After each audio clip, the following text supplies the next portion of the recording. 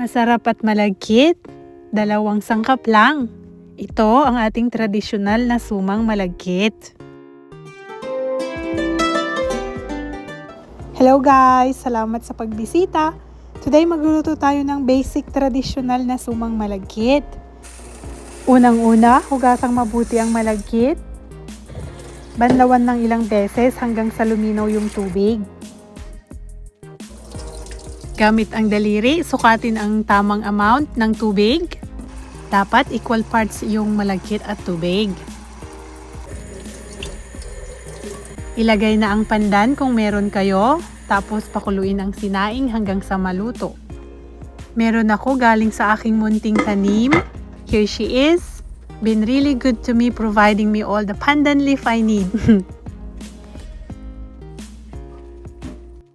Okay guys, pagluto na ang malagkit, magpainit lang ng kawali. Tapos ilagay ang ating coconut milk, ang ating gata. Ilagay ang asin para malusaw. Idagdag ang malagkit.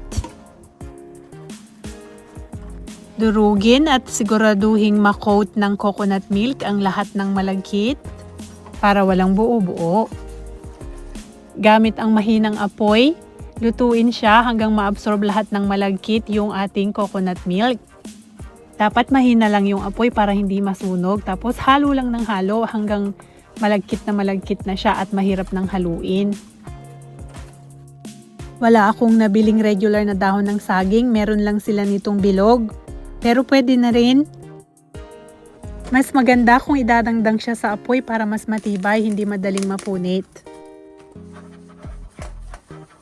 Pagkatapos, punasang mabuti bawat isa para siguradong malinis.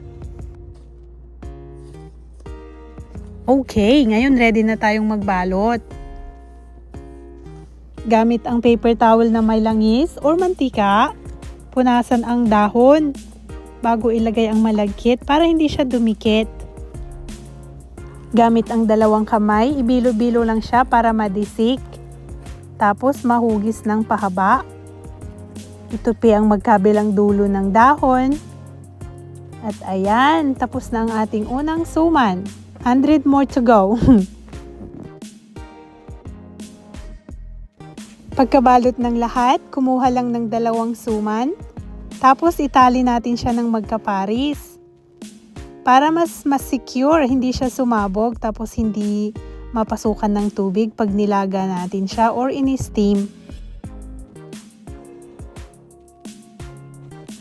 Pagkatali ng lahat, ilagay sa steamer. Isalansan siyang mabuti, dapat naka-level at pantay-pantay. Para hindi pumutok at ma-steam siya ng maayos. Maluto ng pantay-pantay. Ayan, ready na siyang i-steam. Magpakulo ng tubig tapos i-steam siya ng mga 30 to 45 minutes.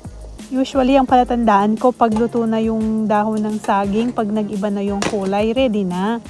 Makikita nyo ang malaking pagkakaiba ng kulay ng dahon pag ready na. Yung ganitong kulay, hindi pa yan ready. Ganitong kulay ang ready na. Ang bango niya guys, amoy na amoy ko ang dahon ng saging at pandan. I-transfer na natin sa serving platter. Ilalagay ko siya dito sa bilao para authentic Filipino. At this point, pwede na siyang kainin guys.